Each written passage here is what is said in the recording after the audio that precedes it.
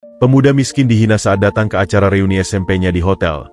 Namun siapa sangka ternyata pemilik hotel itu adalah ayah kandungnya yang terpisah sejak bayi. Semua langsung membisu. Matahari sore mulai merangkak turun di ufuk barat, menyapu langit dengan jingga kemerahan yang memantul di atap-atap seng berkarat di permukiman sederhana itu. Rangga mengayuh sepeda tuanya yang berderit-derit pelan, melewati jalanan sempit yang sudah sangat ia hafal setiap lekukannya. Tubuhnya terasa pegal setelah seharian bekerja serabutan. Pagi membantu memperbaiki atap warung makan, siang membersihkan gudang toko kelontong, dan sore mengantarkan barang ke pasar. Keringat masih membasahi kemeja lusuhnya yang sudah berwarna pucat akibat sering dicuci. Namun di matanya, masih tersisa secercah semangat. Semangat untuk pulang ke rumah kayu sederhana yang ia tinggali bersama neneknya, satu-satunya keluarga yang ia punya. Sesampainya di halaman depan yang sempit, ia melihat sang nenek sedang duduk di kursi kayu tua. Tangannya yang keriput sedang asyik merajut tas anyaman yang nantinya akan dijual di pasar. "Sudah pulang, Nak?" Sapa sang nenek dengan suara parau namun penuh kehangatan. Senyumnya yang merekah mampu mengusir segala lelah di tubuh Rangga. "Iya, Nek," jawab Rangga sambil meletakkan sepedanya di samping rumah. Ia lalu duduk di anak tangga depan, menikmati angin sore yang mulai sejuk. Hari ini lumayan. Dapat cukup untuk beli beras dan obat untuk Nek. Sang nenek menghela napas pelan. Matanya yang mulai rabun memandangi cucunya dengan penuh kasih sayang bercampur sedih. "Kau bekerja terlalu keras untuk usiamu, Rangga. Teman-teman seusiramu mungkin sedang mengejar cita-cita mereka di kampus atau di pekerjaan yang layak." "Ah, Nek, jangan khawatir. Ini sudah takdir kita. Yang penting kita sehat dan bisa makan bersama setiap hari," balas Rangga sambil tersenyum, mencoba menyembunyikan beban di hatinya. Sang nenek terdiam sejenak, seolah mengumpulkan keberanian. Lalu ia merogoh saku bajunya dan mengeluarkan selembar kertas yang agak kusut. "Ini, ada yang kasih surat undangan untukmu. Dari sekolahmu dulu, SMP 3. Rangga menerima kertas itu dengan ragu. Jarinya yang kasar menyentuh kertas yang halus. Matanya membesar saat membaca tulisan di sana. Undangan reuni akbar 10 tahun angkatan 2014. Tempatnya di Hotel Grand Mahakam, hotel termewah di kota itu. Tangannya gemetar sedikit. "Reuni?" gumamnya lirih. Pikirannya langsung melayang ke masa 10 tahun silam. Ia teringat seragamnya yang selalu kusut dan ketinggalan zaman, sepatunya yang solnya hampir lepas, dan betapa ia selalu menjadi bahan ejekan karena tidak mampu membayar iuran sekolah tepat waktu. Namun, di antara semua kenangan pahit itu, ada satu wajah yang selalu membuatnya tersenyum. Siska, gadis yang duduk di sebelahnya yang tidak pernah mempermalukannya, bahkan sering membagikan bekal makanannya ketika ia tahu Rangga sering berangkat tanpa sarapan. "Nek, aku tidak yakin harus pergi," ujar Rangga akhirnya, suaranya berat. "Lihat saja tempatnya. Hotel Grand Mahakam. Aku bahkan tidak punya sepatu yang layak untuk masuk ke sana. Semua teman-temanku pasti sudah sukses. Sementara aku..." Ia menatap bajunya yang lusuh dan celananya yang sudah pudar. Sang nenek meletakkan rajutannya, lalu mendekati Rangga. Tangannya yang keriput memegang pundak Rangga dengan lembut. "Rangga, dengarkan Nek. Hidup ini bukan soal seberapa mewah pakaian yang kita kenakan, atau seberapa mahal sepatu yang kita pakai. Ini soal siapa kita sebenarnya. Kau adalah pemuda yang jujur, pekerja keras, dan punya hati yang baik. Itu lebih berharga daripada 1000 pakaian mewah. Tapi Nek, mereka pasti akan menertawakanku. Seperti dulu," bantah Rangga, matanya menatap lantai. "Biarkan mereka tertawa, Nak. Jika mereka menertawakanmu karena penampilanmu, maka mereka tidak pantas menjadi temanmu. Tapi jika kau tidak pergi, kau tidak akan pernah tahu. Mungkin ada temanmu yang benar-benar ingin bertemu denganmu. Kau sering bilang rindu dengan teman-teman SMP, kan?" Rangga menghela napas panjang. Neneknya benar. Di lubuk hatinya yang paling dalam, ia memang merindukan masa-masa sekolah, meski penuh dengan kepahitan. Ia ingin tahu kabar Siska, ingin tahu apakah ada yang masih ingat padanya. "Lagi pula," sambung sang nenek sambil tersenyum, "kau kan tidak pergi untuk pamer kekayaan. Kau pergi untuk silaturahmi. Dan untuk silaturahmi, niat yang tulus dan hati yang bersih adalah pakaian terbaik yang bisa kau kenakan. Kata-kata neneknya seperti menyiram air segar ke jiwanya yang gersang. Rangga melihat kembali undangan itu, lalu menatap mata neneknya yang penuh keyakinan. Akhirnya, dengan tekad yang masih goyah namun sudah bulat, ia mengangguk pelan. "Baiklah, Nek. Aku akan pergi. Tapi hanya sebentar saja, ya. Aku tidak akan lama-lama di sana." Sang nenek mengangguk puas. Matanya berbinar bangga. "Itu cucu Nek yang pemberani. Ingat, Nak, tidak peduli seberapa sederhana pakaianmu, yang penting kau percaya diri. Dan jangan lupa, Nek akan selalu menunggumu pulang di sini." Rangga memeluk neneknya erat-erat. Di hatinya, ia tahu keputusan ini akan mengubah hidupnya, meski ia tidak tahu bagaimana caranya. Yang ia pegang hanyalah nasihat neneknya, bahwa harga diri seseorang tidak terletak pada kemewahan pakaiannya, tapi pada kebaikan hatinya. Dengan bekal itulah, ia akan menghadapi dunia yang dulu pernah menolaknya. Keesokan paginya, Rangga terbangun dengan perasaan campur aduk. Kabut tipis masih menyelimuti permukiman mereka ketika ia sudah duduk di teras rumah kayu itu, memandangi undangan reuni yang tergeletak di pangkuannya. Seolah-olah kertas itu adalah pintu gerbang menuju lorong waktu yang selama ini coba ia lupakan. Aroma kopi pahit yang direbus neneknya menyebar di udara pagi yang sejuk, bercampur dengan bau tanah basah setelah hujan semalam. "Nek," ucap Rangga tiba-tiba, memecah kesunyian pagi. "Aku masih ingat betul bagaimana dulu setiap pagi, aku selalu menjadi anak yang paling pertama sampai gerbang sekolah." Neneknya yang sedang menyapu halaman berhenti sejenak, menatap cucunya dengan penuh perhatian. "Kenapa harus sampai begitu awal, Nak?" Rangga tersenyum getir. "Agar tidak ada yang melihat sepatuku yang solnya nyaris lepas, atau seragam yang jahitannya sudah mulai mengelupas di beberapa bagian." Ia menunduk, memandangi telapak tangannya yang sudah kasar akibat bekerja. "Tapi yang paling aku takuti adalah saat guru meminta iuran untuk studi tur atau kegiatan lain.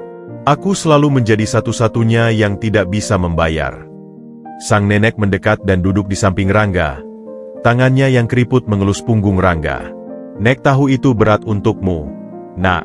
Tapi kau selalu Nek banggakan karena nilai-nilaimu yang tidak pernah jatuh. Tapi nilai bagus tidak cukup membuatku diterima, Nek." Rangga menghela napas. Matanya menerawang, seolah melihat kembali adegan-adegan 10 tahun yang lalu. "Aku masih ingat, ada kelompok anak-anak populer yang selalu dipimpin Andre. Setiap kali aku lewat, mereka akan menyanyikan lagu Anak Miskin dengan nada mengejek. Lalu bagaimana kau menghadapinya?" tanya sang nenek dengan suara lembut. Aku biasanya kabur ke perpustakaan," jawab Rangga sambil tertawa kecil. "Di sanalah aku menemukan tempat yang aman. Buku-buku tidak pernah mengejek penampilanku, tidak pernah memandang rendah latar belakangku. Di antara rak-rak buku itulah aku belajar bahwa dunia ini lebih luas dari sekedar tembok sekolah SMP 3. Namun, wajah Rangga tiba-tiba berubah cerah saat ia melanjutkan. "Tapi tidak semua kenangan itu buruk, Nek. Ada Siska." "Siska?" Neneknya penasaran. "Ya. Dia duduk sebangku denganku. Gadis itu berbeda," ucap Rangga dengan senyum yang mulai merekah. "Suatu hari, saat aku pusing menahan lapar karena tidak sarapan, diam-diam ia menyelipkan sebungkus nasi lengkap dengan lauk ke dalam tasku, disertai pesan kecil, 'Makan yang cukup, Rangga. Jangan sampai sakit.'" Sang nenek ikut tersenyum. "Anak yang baik hati rupanya." "Bukan hanya itu, Nek," sambung Rangga dengan semangat. "Pada hari ulang tahunku yang tidak diketahui siapa-siapa, ia memberiku sebuah buku catatan baru. Katanya, 'Aku lihat buku catatanmu sudah penuh dan sobek-sobek. Pakai saja ini.' Padahal saat itu, aku bahkan tidak punya uang untuk membelikannya sesuatu sebagai balasan." "Dan apakah kau masih ingat wajahnya?" tanya sang nenek penasaran. Rangga mengangguk. Matanya berbinar. "Sangat jelas, Nek. Rambutnya yang hitam sebahu, selalu diikat dengan pita sederhana. Matanya seperti bintang, selalu bersinar terang. Dan senyumnya bisa membuat hari terburuk menjadi lebih baik." Mereka berdua terdiam sesaat, diselingi kicau burung-burung pagi yang mulai aktif. Angin sepoi-sepau membelai daun pisang di halaman samping rumah. Tapi Nek, Rangga tiba-tiba suaranya menjadi berat. Yang paling aku ingat adalah hari terakhir sekolah. Saat semua orang saling bertukaran tanda tahun Bok, tidak ada satupun yang mendatangiku. Aku hanya duduk di bangku paling belakang, memperhatikan mereka tertawa dan berfoto. Hampir saja aku pulang dengan perasaan hampa, ketika tiba-tiba Siska mendatangimu, tebak sang nenek. Rangga mengangguk, matanya berkaca-kaca. Ya, dia datang dengan yearbooknya dan memintaku menandatanganinya. Katanya, Rangga, jangan lupa dengan aku ya. Aku yakin suatu hari nanti, kau akan menjadi orang sukses. Aku hampir tidak percaya. Nek, di tengah semua penolakan itu, ada satu orang yang masih percaya padaku. Sang nenek menarik napas dalam-dalam. Itu yang harus kau ingat. Nak, dalam hidup, kita tidak perlu diterima oleh semua orang. Cukup beberapa orang baik yang tulus. Itu sudah lebih dari cukup. Tapi Nek, apa aku pantas datang ke reuni nanti? Tanya Rangga ragu-ragu. Apa yang bisa kubanggakan? Aku masih seperti dulu, bahkan mungkin lebih buruk. Dulu setidaknya aku masih punya seragam sekolah yang sama dengan mereka. Sekarang kau adalah Rangga yang sudah dewasa, potong sang nenek tegas. Pemuda yang bisa menghidupi neneknya dengan hasil keringatnya sendiri. Pemuda yang jujur dan tidak pernah mencuri atau merugikan orang lain. Itu yang harus kau banggakan. Rangga memandangi undangan di tangannya sekali lagi. Kali ini, ada tekad baru di matanya. Mungkin Nek benar. Mungkin aku harus pergi. Setidaknya untuk bertemu dengan Siska sekali lagi. Untuk menunjukkan bahwa aku masih ingat kebaikannya. Dan untuk menunjukkan pada mereka semua, sambung sang nenek dengan bangga, bahwa anak miskin yang dulu mereka ejek, ternyata tumbuh menjadi pemuda dengan karakter yang kuat. Rangga mengangguk perlahan. Bayangan masa lalu yang selama ini ia pendam, kini terasa seperti pelajaran berharga yang membentuknya. Ia ingat setiap ejekan, setiap tatapan sinis, tapi juga ingat setiap kebaikan kecil yang pernah diterimanya. Mungkin, justru kenangan-kenangan itulah yang akan memberinya kekuatan untuk menghadapi reuni nanti. Kalau begitu, ucap Rangga sambil berdiri, aku akan pergi ke reuni itu, Nek. Aku akan pergi sebagai Rangga yang sebenarnya, tanpa perlu berpura-pura menjadi siapa-siapa. Sang nenek tersenyum lega. Matanya juga berkaca-kaca. Itu cucu Nek yang kuat. Ingat, apapun yang terjadi di sana, Nek akan selalu menunggumu pulang. Rumah ini akan selalu menjadi tempatmu kembali. Dan untuk pertama kalinya sejak menerima undangan itu, Rangga merasa tenang. Ia siap menghadapi masa lalunya, karena ia tahu, masa lalu tidak menentukan masa depannya. Hari yang ditentukan pun tiba. Sepanjang perjalanan menuju Hotel Grand Mahakam, jantung Rangga berdebar-debar tak karuan. Ia memakai kemeja biru tua yang meski telah disetrika neneknya dengan sangat hati-hati, tetap tak bisa menyembunyikan kondisi usangnya. Warnanya sudah memudar di beberapa bagian dan terdapat jahitan tambalan halus di bagian ketiak. Celana hitamnya yang sudah mulai mengkilap di bagian paha melengkapi penampilannya yang sederhana. Sepatu kulit palsunya yang sudah retak-retak di beberapa tempat ia usap terus-menerus dengan harapan bisa sedikit mengilapkan permukaannya yang kusam. Nek, apa aku memang harus pergi? Tanya Rangga untuk terakhir kalinya sebelum berangkat. Suaranya gemetar.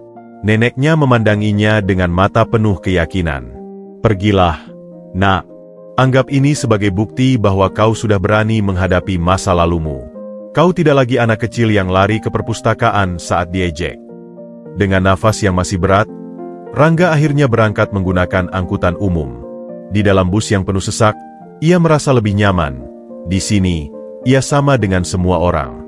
Tidak ada yang menilai pakaiannya, tidak ada yang memperhatikan sepatunya. Tapi saat bus mendekati kawasan mewah tempat hotel itu berdiri, kegelisahannya mulai kembali.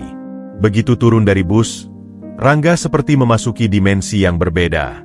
Gedung-gedung tinggi berkilauan, mobil-mobil mewah lalu lalang, dan orang-orang dengan pakaian mahal berjalan dengan langkah percaya diri. Ia merasa seperti semut yang tersesat di tengah raksasa. Dengan langkah gontai, ia berjalan menuju gerbang utama Hotel Grand Mahakam. Hotel itu lebih megah dari yang ia bayangkan. Lantai marmernya berkilauan, lampu kristal menggantung megah, dan aroma parfum mewah memenuhi lobi. Para tamu yang lalu lalang semua berpakaian sempurna, membuat Rangga semakin merasa tidak pada tempatnya. "Maaf, ini area khusus tamu hotel," ucap seorang satpam dengan seragam necis yang menghampirinya. Tatapannya penuh curiga. Matanya menyapu tubuh Rangga dari ujung kepala hingga kaki. Rangga merasa darahnya membeku. Saya diundang untuk acara reuni," katanya sambil merogoh kantong celana dan mengeluarkan undangan yang sudah agak kusut. Si satpam mengambil undangan itu, memeriksanya dengan saksama. "Reuni SMP 3? Tanyanya, masih ragu. Matanya kembali memandang pakaian Rangga yang lusuh. "Iya, benar. Di ballroom lantai 3, jawab Rangga mencoba terdengar percaya diri, meski suaranya sedikit bergetar. Satpam itu masih belum sepenuhnya yakin. "Boleh lihat KTP-nya?" Dengan tangan gemetar, Rangga mengeluarkan KTP dari dompet kulitnya yang sudah usang. Ia bisa merasakan tatapan orang-orang yang lewat, seolah-olah mereka juga heran melihat seseorang seperti dia berada di hotel semewah ini. Setelah memeriksa KTP dan mencocokkannya dengan daftar tamu di tabletnya, akhirnya si satpam menganggap, "Baik, silakan masuk. Ballroom lantai 3, lift di sebelah kiri."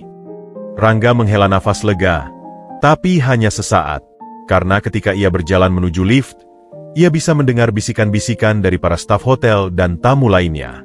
Dia tamu undangan di ballroom premium. Masuk dengan pakaian seperti itu? Aneh sekali. Mungkin dia tukang atau kurir yang salah masuk. Setiap langkahnya terasa berat, seperti kakinya dijejali beton. Ia mencoba mengingat nasihat neneknya, yang penting percaya diri, tapi di tengah kemewahan seperti ini, kepercayaan dirinya seperti karam di lautan keraguan. Saat menunggu lift, seorang wanita dengan gaun malam yang mewah secara tidak sengaja bersinggungan dengannya. "Oh, maaf," ucap Rangga spontan. Wanita itu memandangnya dengan ekspresi jijik, seperti ia baru menyentuh sesuatu yang kotor. "Hati-hati, dong," katanya sambil membersihkan lengannya yang tersentuh Rangga. Rangga memerah padam.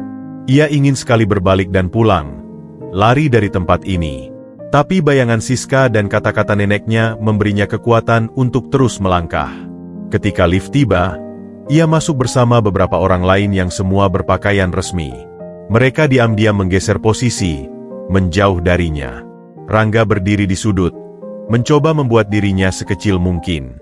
"Tombol lantai berapa?" tanya seorang pria berdasi yang berdiri dekat panel lift. "3, terima kasih," jawab Rangga pelan.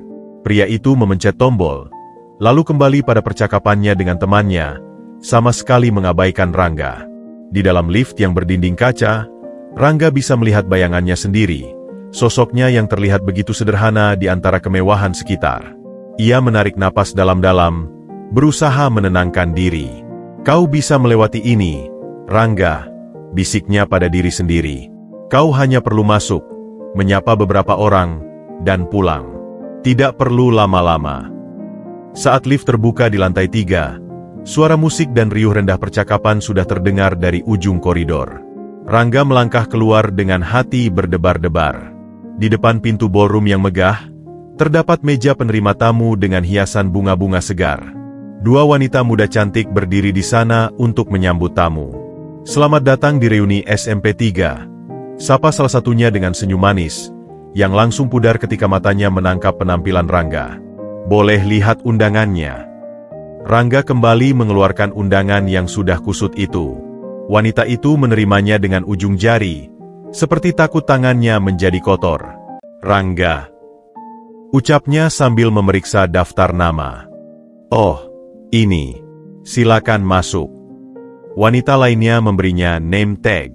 Rangga menempelkannya di kemejanya, merasa seperti memberi tanda pada dirinya sendiri untuk dihakimi. Dengan nafas terengah-engah dan telapak tangan yang berkeringat, Rangga akhirnya melangkah masuk ke dalam ballroom. Seketika itu pula, segelintir orang yang berdiri dekat pintu menoleh ke arahnya. Ekspresi heran, bingung, dan sedikit sinis menghiasi wajah-wajah mereka. Ini lebih buruk dari yang ia bayangkan. Tapi ia sudah sampai di sini, dan tidak ada jalan untuk mundur. Dengan menundukkan kepala sedikit, ia berjalan masuk, berharap bisa menemukan sudut yang sepi dan tidak menarik perhatian. Begitu melangkah masuk ke dalam ballroom, Rangga merasa seperti spesimen langka yang baru saja dilempar ke dalam kandang singa. Suara riuh rendah percakapan yang sebelumnya memenuhi ruangan, tiba-tiba mereda di sekitar area pintu masuk. 20 pasang mata tertancap padanya, menyapu tubuhnya dari ujung rambut hingga ujung sepatu yang sudah usang. Ia bisa merasakan gelombang keheranan, kejanggalan, dan sedikit ejekan yang menyelimuti udara di sekitarnya. Dengan kepala sedikit menunduk, Rangga berusaha mencari sudut ruangan yang paling tidak menarik perhatian. Setiap langkahnya terasa berat, diiringi bisikan-bisikan yang mulai bermunculan dari berbagai penjuru. Lihat itu, siapa ya? Kok pakaiannya seperti tukang kebun? Jangan-jangan dia salah acara? Mungkin mau ke acara lain di hotel ini. Tunggu sebentar, mukanya kok familiar. Apa itu? Rangga. Nama itu diucapkan dengan nada heran yang tidak menyenangkan. Rangga memaksikan diri untuk terus berjalan, menuju sebuah meja kecil di sudut ruangan yang dekat dengan tirai jendela besar. Di sana, setidaknya ia bisa sedikit bersembunyi dari sorotan mayoritas tamu. Tapi ketenangannya tidak berlangsung lama. Seorang pria gemuk dengan setelan jas mahal dan arloji emas di pergelangan tangannya mendekat dengan langkah percaya diri. Wajahnya masih menyisakan sisa-sisa wajah nakal yang dulu sering mengejek Rangga di masa SMP. Rangga, benar juga. Rangga yang dulu. Ucap pria itu dengan suara keras, seolah ingin menarik perhatian semua orang. Beberapa orang mulai mendekat, penasaran. Rangga memaksakan senyum. Andre, lama tidak berjumpa. Wow, sudah 10 tahun lebih ya. Andre menyandarkan tangan di kursi sebelah Rangga, memerhatikannya dari ujung kepala hingga kaki. Kok, penampilanmu tidak berubah banyak? Masih style zaman SMP ya? Tawa kecil terdengar dari beberapa orang di sekitar mereka. Rangga merasa pipinya memanas. Aku memang tidak terlalu memperhatikan penampilan, jawabnya pendek. Ah, masa sih? Sergah Andre sambil mengambil gelas wine dari seorang pelayan yang lewat. Lihat nih, kita kan sudah dewasa. Harus bisa menyesuaikan diri dengan lingkungan. Ini kan acara resmi, di Hotel Bintang 5. Masa datang cuma pakai. Ia menggerakkan tangannya, menunjuk pakaian Rangga. Ini. Seorang wanita dengan gaun merah menyambar yang berdiri di sebelah Andre ikut menyeringai. Iya nih, aku tadi juga heran. Kukira ada delivery makanan yang masuk. Rangga mengepalkan tangannya di bawah meja, berusaha menahan malu dan amarah yang mulai menggelegak. Aku datang karena diundang, sama seperti kalian. Ya sudah tidak apa-apa, sahut Andre dengan nada merendahkan. Tapi next time kalau mau datang ke acara seperti ini, minimal pakai baju yang layak. Aku bisa kok kasih tips, atau bahkan kasih beberapa baju bekas yang masih bagus. Masih jauh lebih baik daripada yang kau pakai sekarang. Tawa yang lebih keras kali ini terdengar dari sekeliling mereka. Rangga menarik napas dalam-dalam, mencoba mengingat nasihat neneknya. Tapi rasanya sulit, sangat sulit. Tidak usah, jawab Rangga mencoba tegas. Aku nyaman dengan pakaianku sendiri. Nyaman. Andre mengangkat kedua alisnya. Dengan kemeja yang warnanya sudah tidak karuan dan jahitannya hampir lepas, dengan celana yang sudah mengilap karena terlalu sering dipakai, dengan sepatu yang, wah, solnya sudah mulai terlepas ya. Rangga secara refleks menarik kakinya ke bawah kursi, berusaha menyembunyikan sepatunya yang memang kondisi solnya sudah tidak baik. Ia merasa seperti kembali menjadi anak SMP yang berdiri di depan kelas, diejek habis-habisan oleh Andre dan kawan-kawannya. Aku tidak datang ke sini untuk pamer pakaian, kata Rangga, suaranya sedikit bergetar. Aku datang untuk silaturahmi. Silaturahmi? Seorang wanita lain yang berdiri di belakang Andre menyela. Rangga, kita ini sudah dewasa. Di dunia nyata, penampilan itu penting. Kalau kau mau silaturahmi, ya minimal hormati teman-temanmu dengan berpakaian yang pantas. Rangga ingin sekali berteriak, ingin membela diri, ingin mengatakan bahwa ia sudah berusaha tampil sebaik mungkin dengan apa yang ia miliki. Tapi kata-kata itu terasa mengganjal di tenggorokannya. Lepaskan dia, Andre. Tiba-tiba sebuah suara lembut terdengar dari balik kerumunan. Kerumunan itu pun berpisah, memperlihatkan seorang wanita dengan gaun sederhana berwarna lavender. Rambutnya yang hitam sebahu masih sama seperti dulu, dan matanya yang seperti bintang masih bersinar dengan kebaikan yang tulus. "Siska," gumam Rangga, merasa lega sekaligus malu bahwa gadis ini melihatnya dalam keadaan seperti ini. "Andre, kalian tidak perlu menghakimi Rangga karena pakaiannya," ucap Siska dengan suara tenang namun tegas. "Dia sudah datang dengan niat baik, dan itu yang terpenting." "Ah, Siska, selalu jadi pahlawan ya," sindir Andre sambil menggoyangkan gelas winenya. "Dulu juga selalu membela dia. Apa hubungan kalian memang spesial?" Siska tidak terpancing. Ia hanya tersenyum pada Rangga. "Senang kau bisa datang, Rangga. Aku selalu penasaran dengan kabarmu." Rangga merasa seperti baru saja diselamatkan dari tenggelam. "Terima kasih, Siska. Aku juga." Tapi ketenangan itu tidak berlangsung lama. Seorang pria tinggi yang berdiri di samping Andre ikut berbicara. "Siska, kau terlalu baik. Di dunia nyata, kita harus bisa menyesuaikan diri. Rangga ini jelas tidak menghormati kita dengan datang seperti itu. Mungkin lebih baik dia pulang dan ganti baju dulu." Beberapa orang mengangguk setuju. Rangga merasa dadanya sesak. Ia menatap Siska, lalu melihat sekeliling ruangan yang penuh dengan wajah-wajah yang sebagian besar memandangnya dengan sikap merendahkan. Mungkin memang lebih baik aku pergi," bisik Rangga pada Siska. Rasa malu dan kekecewaan mulai menguasainya. "Jangan," tolak Siska sambil memegang lengannya. "Kau berhak berada di sini, sama seperti mereka."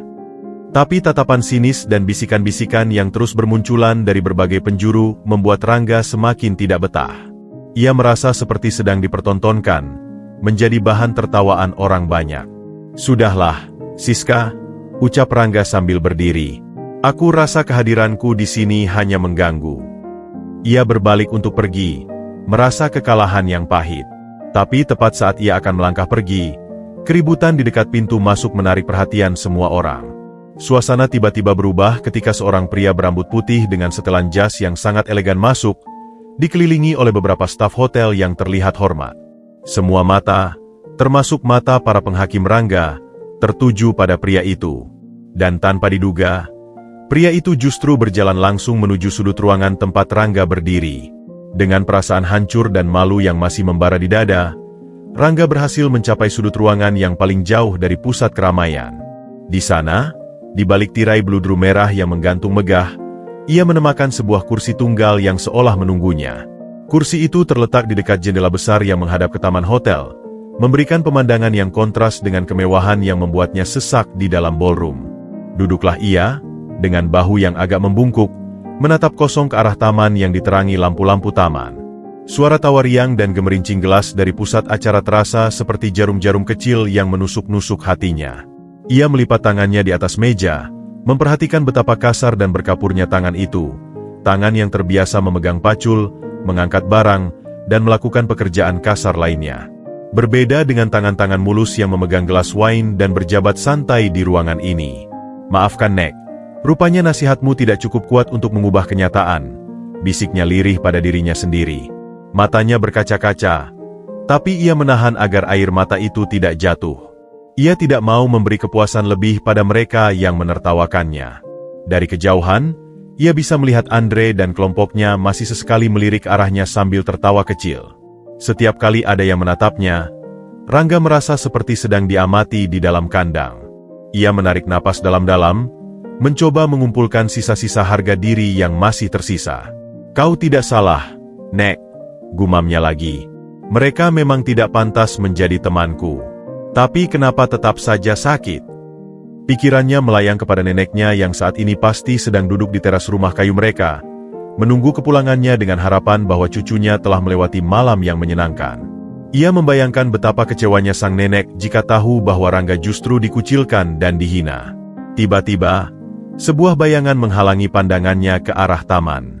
Rangga mengangkat kepalanya dan menemukan Siska berdiri di samping mejanya, membawa 2 piring berisi makanan. "Boleh aku duduk di sini?" tanya Siska dengan suara lembut. Rangga mengangguk, tidak percaya bahwa masih ada yang mau mendekatinya. "Tentu saja. Tapi, tidak apa-apa. teman-temanmu nanti. Mereka bukan temanku jika mereka tidak bisa menghormati pilihan teman sendiri, potong Siska sambil duduk. Ia meletakkan satu piring makanan di depan Rangga. Aku lihat kau belum makan. Cobalah, makanannya enak. Rangga memandangi piring itu. Ada steak yang masih mengepul, kentang tumbuk, dan sayuran segar. Makanan yang jarang ia lihat, apalagi mencicipinya. Terima kasih, Siska. Kau tidak perlu melakukan ini. Kenapa? Karena mereka bilang kita tidak selevel. Siska menyunggingkan senyum kecil. Rangga, kita sudah dewasa. Masa masih percaya omongan orang seperti zaman SMP dulu? Tapi Rangga menggeleng. Ini berbeda, Siska. Dulu kita anak-anak. Sekarang, mereka benar. Aku memang tidak pantas berada di sini. Ia menunjuk pakaiannya. Lihat ini. Ini adalah yang terbaik yang kumiliki. Tapi tetap saja tidak cukup. Siska menghela napas. Mendengar kau berkata seperti itu membuatku sedih. Apa kau lupa dulu kau selalu bilang padaku bahwa suatu hari nanti kau akan membuktikan bahwa nilai seseorang tidak diukur dari pakaiannya? Rangga tertawa getir. Aku ingat. Tapi kenyataannya, perkataanku dulu hanya mimpi anak miskin yang tidak tahu realita. Tidak, bantah Siska tegas. Kau salah. Justru sekarang, di ruangan ini, kau adalah satu-satunya yang punya integritas. Mereka, ia menunjuk ke arah kerumunan, hanya sekumpulan orang yang menyembah penampilan. Mereka berdua diam sebentar. Rangga memotong kecil steak di piringnya, merasakan kelembutan daging yang tidak pernah ia rasakan sebelumnya. Bagaimana kabarmu selama ini, Rangga? Tanya Siska akhirnya, memecah kesunyian. Aku sering berpikir tentangmu. Khawatir, sebenarnya. Rangga mengangkat bahu. Hidup. Bekerja serabutan, menghidupi diri dan nenek. Tidak ada yang spesial. Jangan meremehkan dirimu seperti itu, sahut Siska. Bisa bertahan dalam kesulitan, tetap jujur, dan tidak menyerah. Itu lebih spesial daripada menjadi direktur di perusahaan ayah seperti Andre. Kau bekerja di perusahaan Andre? Tanya Rangga penasaran. Siska mengangguk. Ayah Andre adalah bosku. Tapi jangan tanya pendapatku tentang cara kerjanya. Ia membuat ekspresi jenaka yang membuat Rangga tersenyum untuk pertama kalinya sepanjang malam. Kau belum berubah, Siska. Masih baik seperti dulu.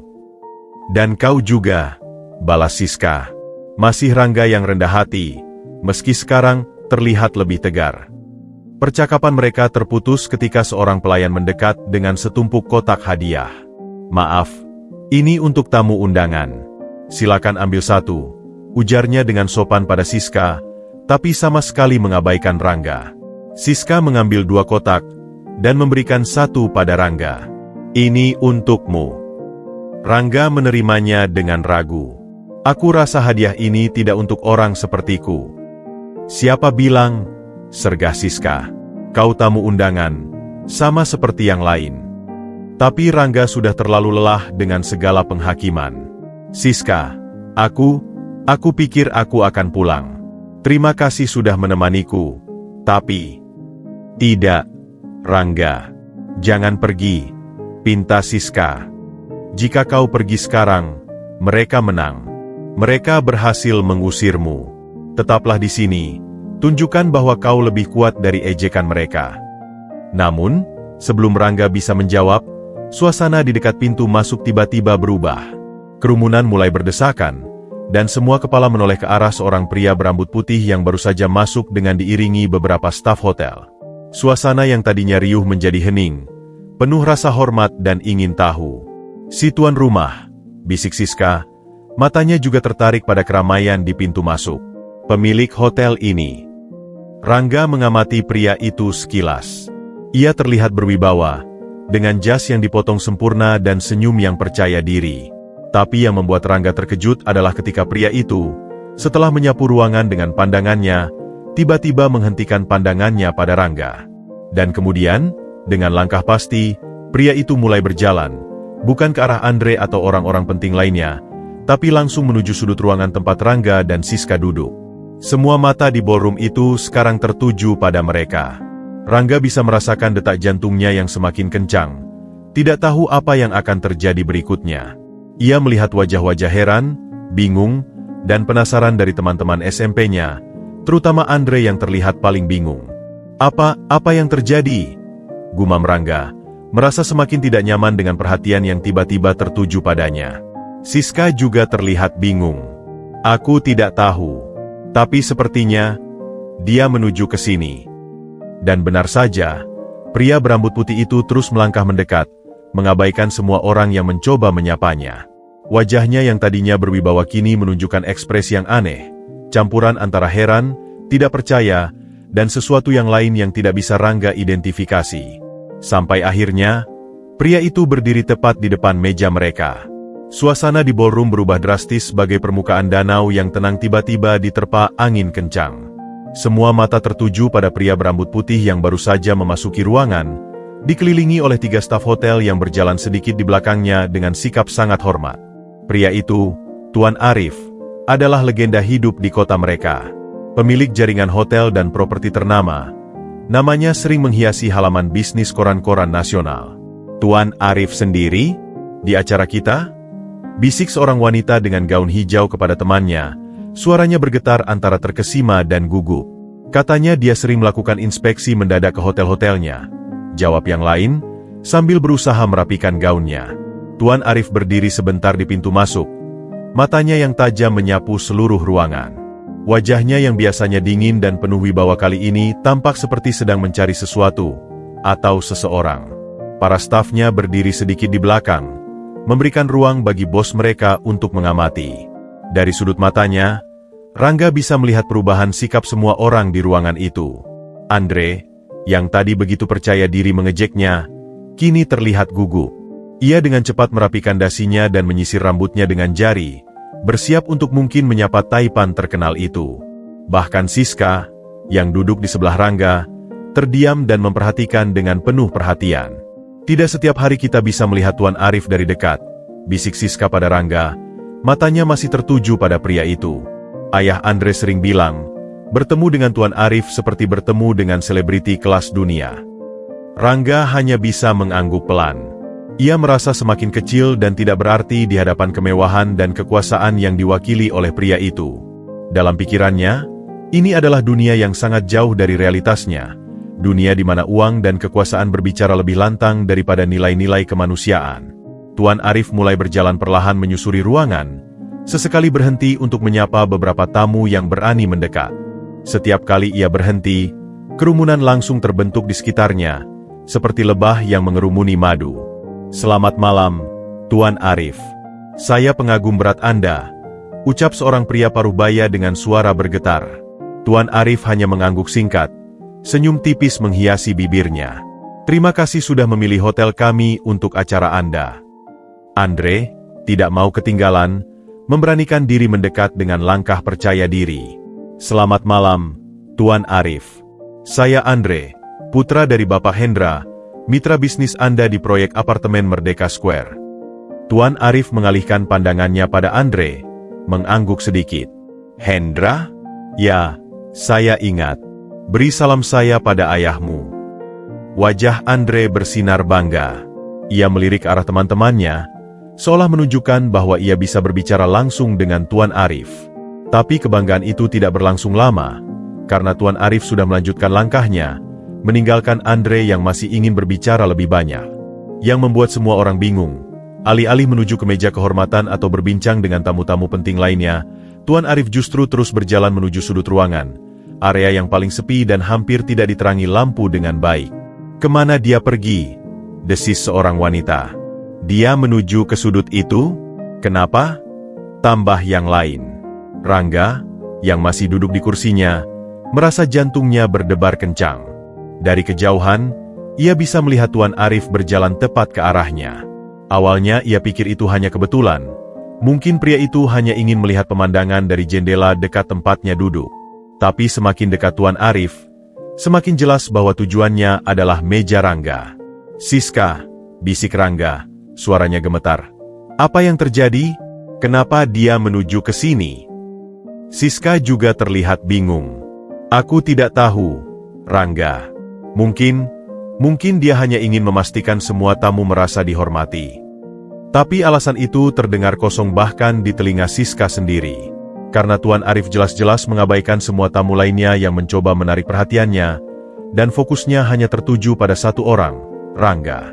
Saat Tuan Arif sudah hanya berjarak beberapa langkah, Rangga bisa melihat dengan jelas wajah pria itu. Ada sesuatu di mata Tuan Arif yang membuatnya tertegun. Sebuah pengakuan, sebuah pengamatan yang sangat intens, seolah-olah pria itu melihat sesuatu yang tidak bisa dilihat orang lain. Yang paling membingungkan Rangga, ada sesuatu yang familiar dari wajah pria itu. Sebuah bayangan samar di ingatannya, seperti kenangan dari masa kecil yang hampir terlupakan. Tuan Arif akhirnya berdiri tepat di depan meja mereka. Udara di sekitar menjadi hening. Bahkan musik latar yang tadinya mengalun lembut sepertinya ikut mereda. Semua orang menahan napas, tidak percaya dengan apa yang mereka saksikan. Dengan suara yang tiba-tiba terasa serak, Tuan Arif berbicara. Maaf mengganggu. Bolehkah saya duduk sebentar? Rangga hanya bisa mengangguk, tidak mampu mengucapkan sepatah kata pun. Pikirannya berputar-putar, mencoba memahami mengapa orang paling penting di ruangan ini ingin duduk bersamanya. Seorang pemuda miskin yang baru saja diejek habis-habisan karena pakaiannya yang lusuh. Tuan Arif duduk di kursi yang ditawarkan Siska, tapi matanya tidak sekalipun meninggalkan wajah Rangga. Ada getaran aneh di udara antara mereka, sebuah ketegangan yang bisa dirasakan bahkan oleh orang-orang yang berdiri puluhan meter jauhnya. Apa ada yang bisa kami bantu, Tuan? Tanya Siska, memecah kesunyian yang mulai tidak tertahankan. Tapi Tuan Arif seolah tidak mendengar. Ia masih menatap Rangga, dan kini Rangga bisa melihat dengan jelas. Ada kelembutan di mata pria itu, sebuah kerapuhan yang tidak ia duga akan dilihatnya dari seorang taipan yang terkenal tegas dan disiplin. Sudah berapa lama kau di sini? Tanya Tuan Arif akhirnya, suaranya hampir berbisik. Rangga menarik napas dalam-dalam, mencoba menenangkan diri. Sekitar setengah jam, Tuan. Dan kau menikmati acaranya? Rangga ragu sejenak, lalu memutuskan untuk jujur. Tidak terlalu, Tuan. Seseorang di kejauhan terbatuk, syok dengan kejujuran Rangga. Tapi Tuan Arif justru tersenyum kecil. Sebuah ekspresi yang membuat wajahnya yang berwibawa tiba-tiba terlihat lebih manusiawi. Kenapa tidak? Tanya Tuan Arif lagi. Rangga menunduk. Tidak yakin harus berkata apa. Ia tidak ingin mengeluh. Tidak ingin terdengar seperti orang yang cengeng. Tapi di bawah tatapan Tuan Arif yang anehnya terasa begitu memahami, kata-kata itu keluar dengan sendirinya. Karena saya merasa tidak pantas berada di sini, Tuan. Tuan Arif mengerutkan kening. Tidak pantas? Kenapa? Rangga menunjukkan pakaiannya yang sederhana. Ini yang terbaik yang saya miliki. Tapi ternyata tidak cukup baik untuk acara seperti ini. Diam sejenak menyelimuti mereka. Rangga bisa merasakan ratusan pasang mata menatapnya, menunggu bagaimana Tuan Arif akan bereaksi. Apakah ia akan mengusir Rangga karena tidak memenuhi standar berpakaian? Ataukah akan bergabung dengan yang lain dalam menertawakannya? Tapi yang terjadi justru sebaliknya. Tuan Arif menghela napas, dan suaranya terdengar hampir sedih ketika ia berkata, "Kau salah, Nak. Justru kau adalah satu-satunya orang di ruangan ini yang pantas berada di sini." Dan sebelum siapapun, termasuk Rangga, bisa memahami makna kata-kata itu, Tuan Arif mengajukan pertanyaan yang akan mengubah segalanya. "Bolehkah aku melihat kalung yang kau pakai?" Udara di sekitar meja kecil di sudut ballroom itu terasa bagai membeku. Permintaan Tuan Arif untuk melihat kalung Rangga menggantung di antara mereka, penuh dengan makna yang tidak bisa dipahami oleh siapapun, termasuk Rangga sendiri. Detak jantung Rangga berdebar kencang bagai drum perang, mengetuk-ngetuk sangkar dadanya dengan irama yang keyes. Ia bisa merasakan ratusan pasang mata yang menatapnya, membakar kulitnya dengan intensitas yang hampir fisik. "Kalung saya, Tuan?" gumam Rangga. Tangannya secara refleks menutupi liontin sederhana yang selalu ia sembunyikan di balik kemejanya. Itu adalah satu-satunya peninggalan orang tuanya, harta paling berharga yang ia miliki meski nilai materinya mungkin tidak seberapa. Tuan Arif mengangguk. Matanya tidak sekalipun berkedip. Ada sebuah intensitas yang hampir menakutkan dalam sorot matanya. Sebuah campuran antara harapan yang tertahan dan ketakutan yang dalam. Iya, kalung dengan liontin setengah hati yang kau pakai. Rangga terkesiap. Bagaimana mungkin pria sepenting Tuan Arif tahu tentang liontinnya? Ia jarang sekali mengeluarkannya dari balik bajunya, dan hampir tidak ada orang yang tahu tentang keberadaannya kecuali neneknya. Dari mana Tuan tahu tentang kalung saya? Tanya Rangga, suaranya bergetar penuh kebingungan. Tuan Arif menarik napas dalam-dalam, dan untuk pertama kalinya, Rangga melihat kerapuhan di balik topeng pengusaha sukses itu. Tangan Tuan Arif gemetar ringan ketika ia meletakkan gelas air yang dibawanya oleh salah satu staf. Sudah 25 tahun saya mencari kalung itu, ucapnya dengan suara serak, hampir berbisik. 25 tahun menunggu, berharap, dan berdoa. Siska, yang duduk di sebelah Rangga, memegang lengannya dengan erat. Rangga, bisiknya, lebih baik kau tunjukkan. Dengan tangan yang gemetar, Rangga mulai membuka kancing kemejanya yang teratas. Setiap jari terasa kaku, setiap gerakan terasa berat. Ia bisa mendengar bisikan-bisikan yang semakin menjadi dari kerumunan yang menyaksikan dari kejauhan. Andre dan kelompoknya terlihat sama bingungnya, tidak memahami apa yang sedang terjadi. Saat kancing terbuka, Rangga mengeluarkan kalung sederhana itu. Liontin perak berbentuk setengah hati yang sudah kusam tergantung di tali kulit yang juga sudah mulai rapuh. Liontin itu sederhana, tidak ada ukiran atau batu permata, hanya bentuk setengah hati yang polos. Ini peninggalan almarhum orang tua saya, jelas Rangga dengan suara pelan. Nenek bilang, ini satu-satunya petunjuk tentang identitas saya. Tapi Tuan Arif tidak mendengar penjelasan itu. Matanya sudah tertancap pada liontin di tangan Rangga. Wajahnya yang biasanya tegar tiba-tiba berkerut, dan air mata mulai menggenang di sudut matanya. Dengan gerakan yang hampir seperti dalam slow motion, ia mengeluarkan sesuatu dari saku dalam jasnya. Sebuah rantai emas putih dengan liontin yang persis sama, setengah hati dari perak, tergantung di tangannya. Tuhan, bisik Siska, tangannya menutup mulut yang terbuka lebar. Rangga merasa kakinya hampir terpeleset. Dunia di sekelilingnya seolah berputar. Ia tidak memahami, tidak bisa mencerna apa yang sedang terjadi di depan matanya. Dengan izinmu, ucap Tuan Arif dengan suara bergetar, mengambil liontin dari tangan Rangga yang masih teracung. Kedua liontin itu kini berada di telapak tangan Tuan Arif, dua setengah hati yang terpisah. Dengan hati-hati, dengan penuh pengharapan yang hampir menyakitkan, Tuan Arif mendekatkan kedua liontin itu. Suara kecil itu terdengar bagai guntur di telinga Rangga. Dua setengah hati itu menyatu dengan sempurna, membentuk sebuah hati yang utuh. Garis penyatunya hampir tidak terlihat, seolah mereka memang diciptakan untuk menjadi satu. Tidak ada yang bergerak di seluruh ballroom. Bahkan para pelayan yang membawa nampan berhenti di tempat mereka berdiri. Semua orang menyaksikan adegan yang tidak mereka pahami, tapi merasakan betapa pentingnya momen ini. Tuan Arif mengangkat pandangannya pada Rangga. Air mata kini mengalir bebas di pipinya. Suaranya pecah ketika ia berbicara, penuh dengan emosi yang tertahan selama puluhan tahun. Anakku, ucapnya, kata itu keluar bagai rintihan yang selama ini terpendam di dalam jiwanya. Rangga, kamu adalah anakku. Rangga terduduk lemas di kursinya. Dunia seolah berhenti berputar. Kata-kata itu bergema di kepalanya, tapi tidak bisa masuk ke dalam pemahamannya. Ini mustahil. Ini tidak mungkin. Tapi... Rangga gagap. Matanya bolak-balik antara wajah Tuan Arif yang kini dipenuhi air mata dan liontin hati yang telah menyatu di tangan pria itu. Orang tua saya sudah meninggal dalam kecelakaan. Tuan Arif menggeleng. Tangannya sekarang memegang erat tangan Rangga. Tidak, nak. Ibumu yang meninggal dalam kecelakaan itu. Saya adalah ayahmu. Kita terpisah saat kecelakaan itu terjadi. Sekarang Rangga mengerti mengapa wajah Tuan Arif terasa familiar. Ada kemiripan yang tidak bisa ia sangkal. Bentuk mata, garis rahang, bahkan cara tertentu dalam ekspresi wajahnya. Kecelakaan mobil 25 tahun yang lalu, lanjut Tuan Arif, suaranya masih bergetar.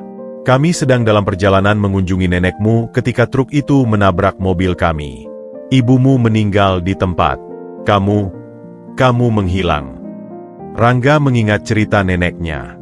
Seorang bayi ditemukan di dekat lokasi kecelakaan oleh neneknya yang kebetulan lewat. Tidak ada identitas, hanya kalung dengan liontin setengah hati itu. Ayah, kata Rangga, menguji kata asing itu di mulutnya. Ia tidak pernah memanggil siapapun dengan sebutan itu sepanjang hidupnya. Tuan Arif tidak bisa menahan diri lagi. Ia merengkuh Rangga dalam pelukan erat. Tubuhnya terguncang oleh isak tangis yang telah ditahannya selama 1/4 abad. Maafkan ayah, nak. Maafkan ayah yang tidak bisa menemukanmu lebih cepat. Sudah 25 tahun ayah mencarimu, mengirim detektif, memasang iklan, melakukan segalanya. Rangga masih terdiam, tidak bisa merespons. Pikirannya melayang kepada neneknya, perempuan tua yang telah mengasuhnya, mencintainya, dan menjadi satu-satunya keluarga yang ia kenal. Lalu kini ada pria ini, yang mengaku sebagai ayah kandungnya, seorang taipan kaya raya. Dari kejauhan, Rangga bisa melihat wajah-wajah yang tadinya mengejeknya kini dipenuhi rasa syok dan ketakutan. Andre terlihat pucat pasi, seperti orang yang baru melihat hantu. Wanita-wanita yang tadi menertawakannya sekarang saling berbisik dengan wajah panik. Tapi semua itu tidak penting sekarang. Yang penting adalah pria yang masih memeluknya erat-erat ini, dan kebenaran yang baru saja membalikan hidupnya dalam sekejap. Ayah? Ucap Rangga lagi, kali ini dengan sedikit lebih yakin, sementara tangannya dengan pelan mulai membalas pelukan Tuan Arif. Itu adalah kata yang mengubah segalanya, bagi Rangga, bagi Tuan Arif, dan bagi setiap orang yang menyaksikan keajaiban di ballroom hotel mewah itu. Dalam sekejap, pemuda miskin yang mereka ejek telah berubah menjadi sesuatu yang sama sekali berbeda. Sebuah potongan puzzle yang hilang dari sebuah keluarga, sebuah rahasia yang akhirnya terungkap setelah 25 tahun. Pelukan antara ayah dan anak itu terasa seperti berlangsung selamanya, namun juga secepat kilat. Dunia di sekitar mereka seolah menghilang, menyisakan hanya dua jiwa yang terpisah terlalu lama dan akhirnya bersatu. Tangis Tuan Arif adalah tangis seorang pria yang telah kehilangan separuh jiwanya dan akhirnya menemukannya kembali. Dalam, mengguncang, penuh dengan penyesalan dan kebahagiaan yang tak terbendung. Rangga, di sisi lain, masih dalam keadaan syok yang mendalam. Pelukan itu terasa asing, namun anehnya juga terasa seperti pulang ke rumah.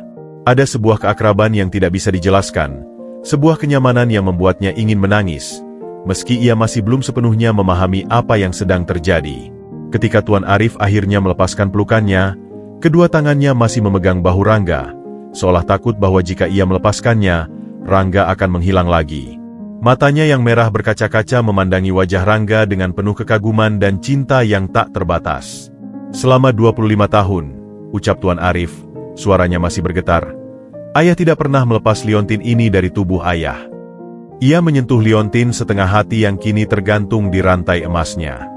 Ini adalah bagian terakhir dari ibumu yang ayah miliki, dan petunjuk satu-satunya untuk menemukanmu. Rangga masih memegang liontinnya sendiri, yang kini terasa berbeda di tangannya, bukan lagi sekadar liontin biasa, tapi sebuah kunci yang membuka misteri hidupnya. Nenek selalu bilang bahwa liontin ini suatu hari nanti akan membawa saya pada jawaban tentang siapa orang tua saya, gumamnya. Tapi saya tidak pernah menyangka. Ceritakan pada ayah, pinta Tuan Arif dengan lembut, matanya tidak berkedip dari wajah Rangga. Bagaimana kamu bisa sampai berada di luar kota? Bagaimana kamu bertemu dengan nenek yang mengasuhmu? Rangga menarik napas dalam-dalam, mencoba mengumpulkan ingatannya yang masih berantakan. Nenek bercerita, dia sedang dalam perjalanan pulang dari pasar ketika melihat kecelakaan itu. Dia melihat saya menangis di pinggir jalan, sendirian, dengan kalung ini di leher saya. Tidak ada orang lain yang selamat, katanya. Tuan Arif mengangguk. Air matanya kembali mengalir. Ibumu pasti melindungimu dengan tubuhnya sampai detik terakhir. Suaranya pecah. Dia selalu mengatakan bahwa jika sesuatu terjadi pada kami, liontin ini akan menjadi cara untuk menyatukan kita kembali. Siska, yang telah menyaksikan seluruh kejadian dengan mata berkaca-kaca, akhirnya berbicara dengan suara pelan. Jadi selama ini Anda mencari Rangga dengan hanya berbekal liontin ini? Tuan Arif mengalihkan pandangannya pada Siska, lalu kembali pada Rangga. Setiap detik dari 25 tahun terakhir, nak, Ayah tidak pernah berhenti mencari. Setiap tahun di hari ulang tahunmu, ayah memasang iklan besar di koran-koran. Setiap kali ada laporan tentang anak yang ditemukan, ayah selalu menjadi yang pertama mengeceknya. Ia menghela napas panjang. Tapi waktu terus berlalu, dan harapan semakin pudar sampai hari ini. Rangga masih kesulitan mempercayai semua ini. Tapi bagaimana Anda bisa begitu yakin bahwa saya adalah anak Anda? Mungkin saja ada orang lain yang memiliki liontin yang sama. Tuan Arif mengeluarkan dompet kulitnya yang mewah dari saku dalam jasnya. Dengan hati-hati, ia mengeluarkan foto lama yang sudah menguning. Lihatlah. Rangga menerima foto itu dengan tangan gemetar. Foto itu menunjukkan seorang wanita cantik dengan senyum manis, memegang bayi yang digendongnya. Di leher wanita itu tergantung liontin setengah hati, sama persis dengan yang dimiliki Rangga dan Tuan Arif. Ini ibu saya? Tanya Rangga. Suaranya hampir tidak terdengar. Tuan Arif mengangguk. Matanya penuh kerinduan. Itu ibumu, Sari, dan kamu saat berusia 3 bulan. Ia menunjuk foto itu. Lihatlah matamu. Sama persis dengan matanya. Dan hidungmu, itu hidung dari garis keluarga ayah. Rangga memandangi foto itu lebih lama. Ada sebuah pengakuan aneh di dalam hatinya, sebuah perasaan bahwa ia sedang melihat bagian dari dirinya yang selama ini hilang. Wanita dalam foto itu memiliki mata yang sama dengan yang ia lihat di cermin setiap pagi. Selama ini, bisik Rangga, saya pikir saya adalah anak yatim piatu yang tidak memiliki keluarga sama sekali. Nenek adalah segalanya bagi saya. Tuan Arif memegang tangan Rangga dengan erat. Dan ayah akan selamanya berterima kasih pada wanita itu. Dialah yang menyelamatkanmu, merawatmu, membesarkanmu menjadi pria yang ayah lihat sekarang. Ia memandangi pakaian sederhana Rangga. Dan ayah bisa melihat bahwa meski hidup sederhana, kau tumbuh menjadi pria yang baik dan kuat. Pujian itu membuat Rangga tersipu. Ia teringat bagaimana ia merasa malu dengan penampilannya sepanjang malam, dan kini ayah kandungnya justru memujinya. Tapi, kenapa Anda tidak menemukan saya lebih awal? Tanya Rangga, masih mencoba memahami semuanya. Nenek saya tidak pernah menyembunyikan saya. Kami tinggal di tempat yang sama selama 25 tahun. Tuan Arif menggeleng. Wajahnya menunjukkan penyesalan yang dalam. Kecelakaan itu terjadi di luar kota, saat kami sedang mengunjungi saudara. Nenekmu pasti membawamu kembali ke kota ini. Dan ayah terus mencari di sekitar lokasi kecelakaan. Ayah tidak pernah menyangka bahwa kamu sudah dibawa ke kota yang berbeda. Rangkaian kebetulan dan nasib yang menyedihkan, pikir Rangga. Selama 25 tahun, mereka hidup dalam jarak yang mungkin tidak terlalu jauh, tapi tidak pernah bertemu. Dan perusahaan Anda, hotel ini. Rangga masih tidak percaya. Selama ini saya bekerja serabutan, terkadang di sekitar hotel-hotel mewah, termasuk mungkin hotel Anda sendiri. Dan kami tidak pernah bertemu. Tuan Arif menarik napas dalam-dalam. Takdir memang bekerja dengan caranya yang misterius. Nak, tapi yang penting sekarang adalah kita akhirnya bertemu. Ayah telah menemukanmu, dan ayah tidak akan pernah melepaskanmu lagi. Dari kejauhan, Rangga bisa melihat Andre yang masih terpaku di tempatnya. Wajahnya pucat bagai kain kafan. Beberapa wanita yang sebelumnya mengejeknya sekarang saling berbisik dengan wajah panik. Mereka semua pasti sedang memikirkan konsekuensi dari penghinaan mereka terhadap putra satu-satunya dari pemilik hotel tempat acara ini digelar. Tapi anehnya, Rangga tidak merasa puas atau senang melihat ketakutan mereka. Yang ia rasakan justru sebuah kedamaian yang aneh. Sebuah pengertian bahwa semua ejekan dan penghinaan yang ia terima malam ini tiba-tiba menjadi tidak penting. Ayah, ucap Rangga, menguji kata itu sekali lagi. Kali ini, kata itu terasa lebih alami di mulutnya. Apa kita bisa bertemu dengan nenek saya? Dia harus tahu tentang ini. Tuan Arif segera mengangguk. Matanya berbinar. Tentu saja, Nak. Ayah ingin sekali bertemu dan berterima kasih pada wanita hebat itu. Ayah ingin mendengar setiap detil tentang masa kecilmu, setiap cerita tentang bagaimana kau tumbuh besar. Ia berdiri, tapi tangannya masih memegang erat tangan Rangga, seolah takut kehilangannya lagi. Dan sekarang, ucap Tuan Arif dengan suara yang tiba-tiba lebih tegas, Ayah ingin memperkenalkanmu pada semua orang di ruangan ini sebagai putra ayah. Rangga merasa jantungnya berdebar kencang. Ini adalah momen yang akan mengubah hidupnya selamanya. Dari pemuda miskin yang diejek, menjadi putra dari salah satu orang terkaya di kota.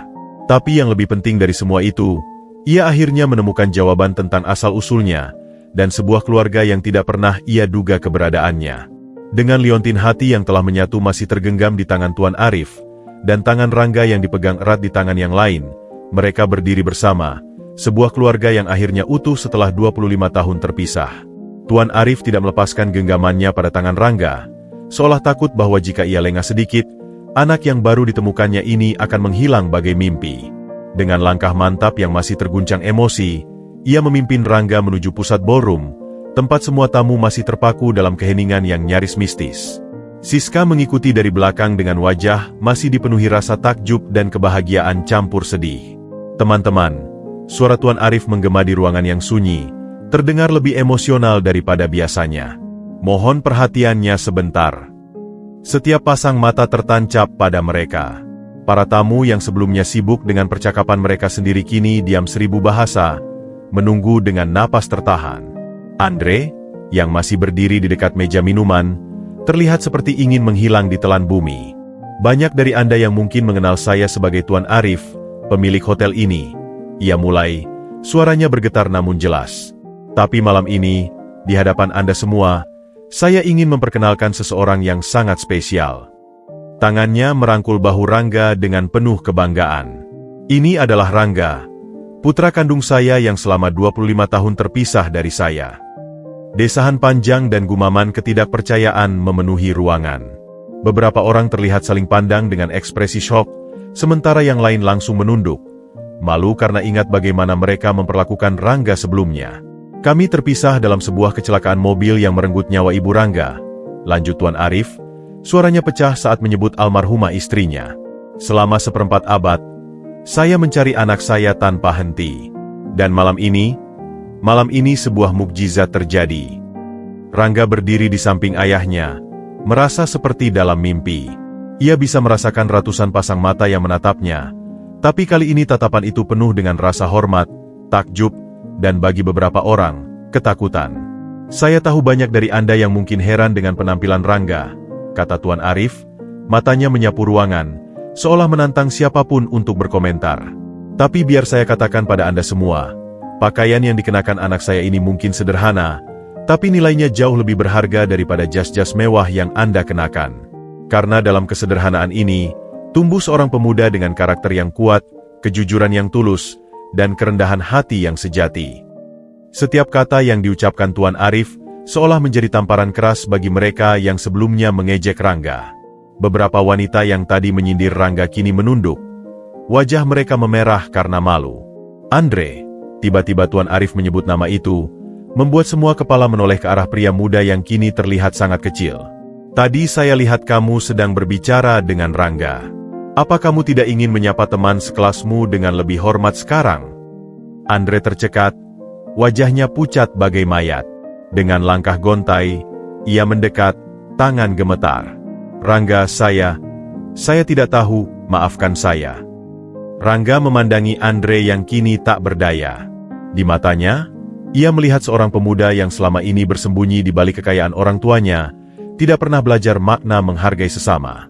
Dan anehnya, Rangga tidak merasa marah atau ingin balas dendam. Tidak apa, Andre, ucap Rangga dengan suara tenang. Kamu hanya berkata apa yang orang lain pikirkan. Jawaban itu justru membuat Andre semakin malu. Ia menunduk dalam-dalam, tidak sanggup menatap mata Rangga. Tapi Tuan Arif belum selesai. Mulai besok, Rangga akan terlibat dalam menjalankan bisnis keluarga kami. Dan saya harap Anda semua akan menyambutnya dengan tangan terbuka, sama seperti seharusnya Anda menyambut seorang teman lama, dengan hormat dan persahabatan. Sebuah tepuk tangan pelan mulai terdengar, dimulai dari Siska yang berdiri di belakang mereka, kemudian diikuti oleh yang lain, hingga seluruh ballroom bergemuruh dengan tepuk tangan. Tapi Rangga tahu, tepuk tangan ini bukan untuknya, ini untuk status barunya sebagai putra Tuan Arif. Rangga, bisik Tua Arif pada anaknya, apa kamu ingin mengatakan sesuatu? Rangga menghela napas dalam-dalam. Ia memandangi kerumunan di depannya. Wajah-wajah yang sebelumnya memandangnya dengan sinis, kini penuh dengan rasa ingin tahu dan sedikit takut. Ia teringat nasihat neneknya, jadilah dirimu sendiri, tidak peduli dalam keadaan apapun.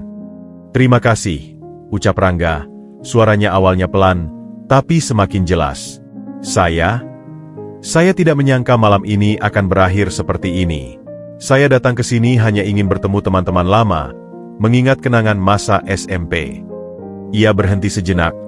Matanya menemukan Siska yang mengangguk dengan penuh dukungan. Selama ini, saya hidup dengan sederhana bersama nenek saya. Dia mengajarkan saya bahwa nilai seseorang tidak diukur dari pakaian yang dikenakannya, tapi dari kebaikan hatinya dan integritas dalam tindakannya. Rangga memandang sekeliling ruangan. Malam ini, saya belajar bahwa nenek saya benar. Tapi saya juga belajar bahwa dunia seringkali melihat penampilan luar terlebih dahulu. Beberapa orang terlihat tidak nyaman dengan kata-kata itu, tapi Rangga melanjutkan. Tapi sekarang, yang paling penting bagi saya adalah saya telah menemukan ayah saya. Dan saya berharap kita semua bisa belajar dari malam ini, untuk tidak terlalu cepat menilai orang dari penampilannya. Tepuk tangan yang kali ini terdengar lebih tulus. Bahkan beberapa wanita yang sebelumnya mengejeknya kini terlihat tersentuh. Sekarang, ucap Tuan Arif, masih dengan tangan di bahu Rangga, acara bisa dilanjutkan. Tapi sebelumnya, saya umumkan bahwa semua biaya acara malam ini ditanggung oleh hotel.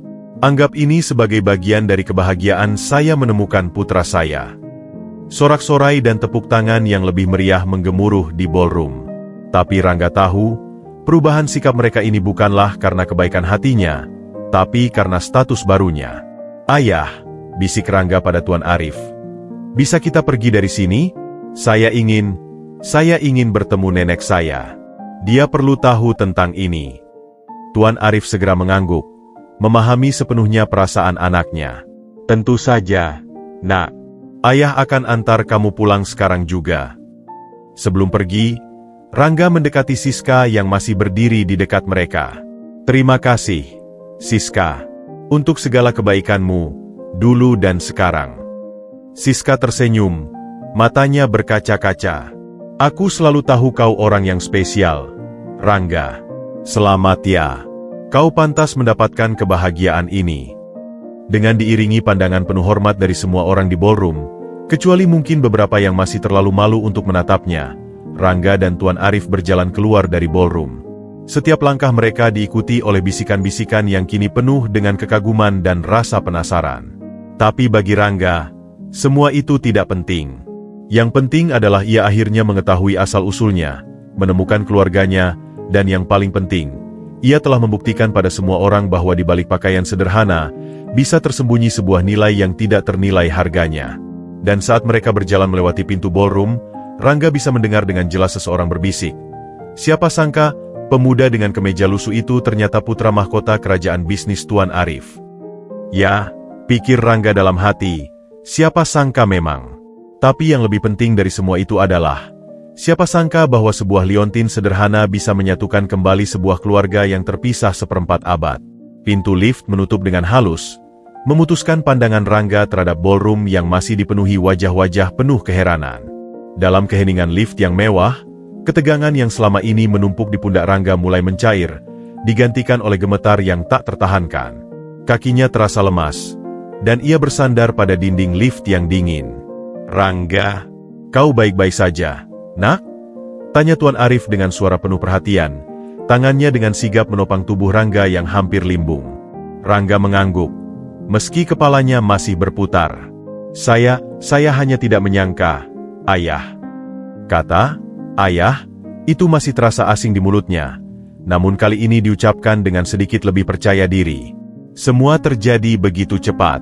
Dari diejek dan dihina, tiba-tiba menjadi pusat perhatian karena alasan yang sama sekali tidak saya duga.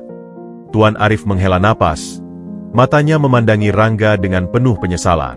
Ayah minta maaf telah tidak hadir dalam hidupmu selama ini. Ayah bisa bayangkan betapa sulitnya hidup yang kau jalani. Lift sampai di lantai dasar. Saat pintu terbuka, beberapa staf hotel yang berdiri di lobi langsung memberi hormat pada Tuan Arif. Tapi kali ini, Mereka juga memberikan penghormatan yang sama pada Rangga, sebuah perubahan sikap yang begitu jelas terasa. "Tuan, mobil sudah siap," ucap seorang manajer hotel dengan sikap sangat hormat. Matanya sesekali melirik Rangga dengan rasa ingin tahu yang tak tersembunyikan. Tuan Arif hanya memberi isyarat singkat. "Kami akan pergi ke alamat yang saya berikan tadi. Pastikan tidak ada yang mengganggu kami." "Baik, Tuan." Perjalanan menuju mobil mewah yang sudah menunggu di depan hotel terasa seperti parade kemenangan bagi Rangga. Setiap staf yang mereka lewati memberikan salam hormat. Setiap tamu hotel yang melihat mereka berhenti sejenak. Entah karena mengenali Tuan Arif atau karena penasaran dengan pemuda sederhana yang berjalan di sampingnya. Saat mereka duduk di dalam mobil mewah yang interiornya berkilauan, Rangga merasa sekali lagi seperti berada di dunia yang asing. Kursi kulit yang empuk, aroma interior yang harum, dan kesunyian yang nyaris sempurna di dalam mobil. Semuanya begitu kontras dengan kehidupan yang ia jalani selama ini. "Alamatnya di mana, Nak?" tanya Tuan Arif sambil memandangi Rangga dengan penuh kasih sayang. Rangga memberikan alamat rumahnya di daerah pinggiran kota, sebuah tempat yang pasti sangat berbeda dengan dunia mewah yang sedang ia masuki sekarang. "Tapi, mungkin lebih baik saya yang memberitahu nenek sendiri dulu," usul Rangga dengan hati-hati. Kabar ini bisa menjadi kejutan besar baginya. Tuan Arif mengangguk pengertian. "Ayah mengerti. Tapi izinkan ayah menemanimu sampai depan rumah. Ayah ingin melihat di mana anak ayah dibesarkan." Perjalanan menuju rumah Rangga diwarnai diam yang dalam. Rangga memandangi keluar jendela, menyaksikan pemandangan berubah drastis dari kemewahan pusat kota menjadi kesederhanaan daerah pinggiran. Lampu-lampu jalan yang terang berganti menjadi penerangan yang minim, gedung-gedung tinggi berganti menjadi rumah-rumah kayu sederhana. "Ayah." Rangga akhirnya memecah kesunyian. Apa ayah tidak kecewa?" "Kecewa? Kenapa ayah harus kecewa?" tanya Tuan Arif, terkejut. Rangga menunduk, memandangi tangannya yang kasar.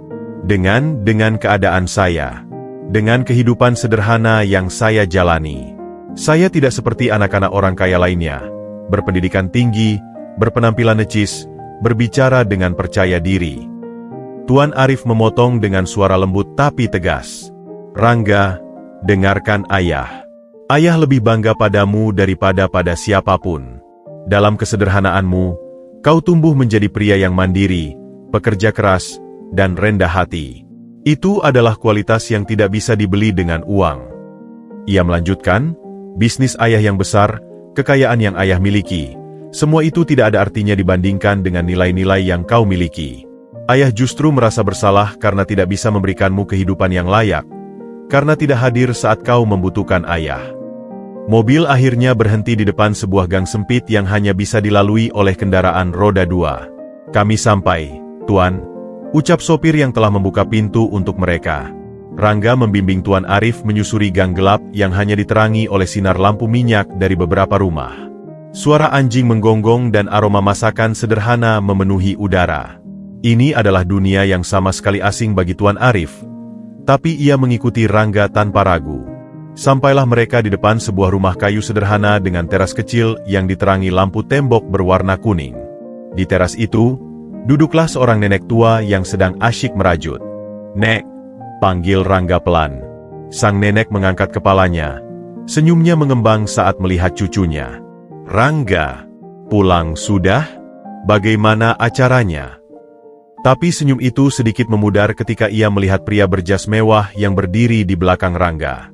"Ini, siapa, Nak?"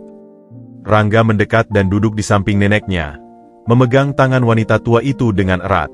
"Nek, ini adalah kabar yang mungkin sulit untuk dipercaya." Ia menarik napas dalam-dalam. "Nek, ini adalah ayah kandung saya." Sang nenek terbelalak. Matanya bolak-balik memandangi Rangga dan Tuan Arif. Tangannya yang sedang merajut berhenti. Jarum rajut terjatuh ke lantai kayu dengan suara kecil. "Apa? Ayahmu? Tapi, bukankah orang tuamu sudah?" Tuan Arif mendekat dengan langkah hati-hati, seperti mendekati seekor burung yang mudah ketakutan. "Ibu," ucapnya dengan suara hormat, "perkenankan saya memperkenalkan diri. Saya Arif, ayah kandung Rangga." Dan saya datang untuk berterima kasih pada Ibu atas segalanya. Dengan suara yang bergetar penuh emosi, Tuan Arif mulai bercerita tentang kecelakaan 25 tahun lalu, tentang istri tercintanya yang gugur, tentang pencarian tanpa henti yang ia lakukan, dan tentang pertemuan ajaib di hotel tadi malam. Sang nenek mendengarkan dengan mata semakin membesar. Dan ketika Tuan Arif menunjukkan liontin hati yang telah menyatu, air mata mulai mengalir di pipinya yang keriput. Selama ini saya berpikir bahwa Rangga adalah anak yatim piatu yang tidak memiliki keluarga sama sekali. Ibu, ucap Tuan Arif sambil duduk di kursi kayu sederhana di hadapan nenek Rangga. Ibu adalah malaikat bagi keluarga kami. Ibu yang menyelamatkan anak saya, merawatnya, membesarkannya menjadi pria yang hebat. Tidak ada kata-kata yang bisa mengungkapkan rasa terima kasih saya. Sang nenek memandangi Rangga, lalu kembali pada Tuan Arif. Selama ini, saya hanya melakukan apa yang seharusnya dilakukan setiap manusia, mengasihi dan merawat anak yang membutuhkan. Tangannya yang keriput memegang tangan Rangga. Dia adalah anugerah terbesar dalam hidup saya. Rangga, yang telah menahan emosinya sepanjang cerita, akhirnya tidak bisa lagi membendung air matanya. Nek, terima kasih untuk segalanya. Tanpa Nek, saya tidak akan menjadi seperti sekarang. Ketiga orang itu, ayah, anak, dan nenek yang telah menjadi ibu, duduk bersama dalam diam yang penuh makna, disatukan oleh sebuah takdir yang luar biasa. Dunia memang telah terbalik, tapi dalam kebalikan itu, tersembunyi sebuah keindahan yang tidak terduga. Dan di kejauhan, dari balik jendela rumah-rumah tetangga, beberapa pasang mata mengintip dengan penuh keheranan, tidak memahami apa yang sedang terjadi, tapi merasa bahwa sesuatu yang sangat penting baru saja mengubah hidup tetangga mereka yang sederhana itu selamanya.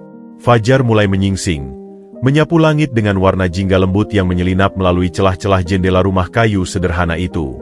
Tiga sosok masih duduk di teras.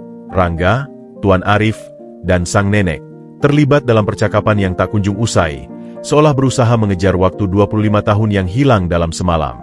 Nek, kau harus lihat wajah mereka, ucap Rangga dengan suara masih bergetar antara takjub dan sedih. Mereka yang tadi mengejekku, tiba-tiba berubah 180 derajat begitu tahu bahwa aku adalah putra Tuan Arif. Sang nenek menggeleng. Tangannya yang keriput masih menggenggam erat tangan Rangga. Dunia memang seringkali tidak adil, Nak. Tapi yang penting, kau tetap menjadi dirimu sendiri.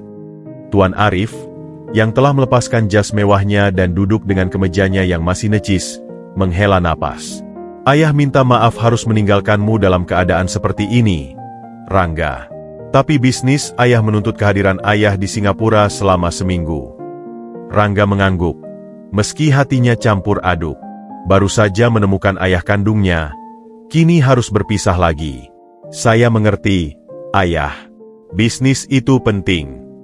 Tapi sebelum ayah pergi, lanjut Tuan Arif dengan suara lebih bersemangat, ayah ingin mengajakmu dan nenekmu pindah ke rumah ayah. Rumah ini. Matanya menyapu sekeliling rumah kayu sederhana itu dengan pandangan yang tidak merendahkan, tapi penuh keprihatinan. Sudah waktunya kalau tinggal di tempat yang lebih layak. Sang nenek langsung menggeleng.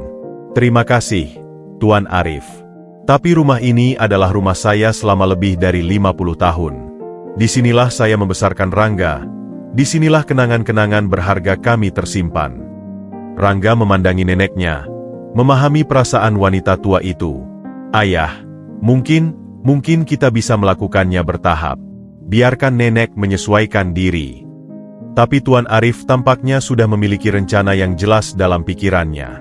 Ayah mengerti perasaan ibu, ujarnya pada sang nenek. Tapi Rangga sekarang adalah putra satu-satunya pewaris bisnis keluarga. Dia perlu mempersiapkan diri untuk mengambil alih perusahaan ayah suatu hari nanti. Kata-kata itu membuat Rangga tercekat. Mengambil alih perusahaan? Tapi ayah saya tidak memiliki pendidikan yang memadai. Saya hanya lulusan SMA, dan itu pun dengan susah payah. Pendidikan bisa dicari, Nak. Yang penting adalah karakter dan integritas, bantah Tuan Arif dengan penuh keyakinan. Dan ayah bisa melihat bahwa kau memiliki keduanya. Sang nenek memandangi Rangga dengan mata penuh kekhawatiran.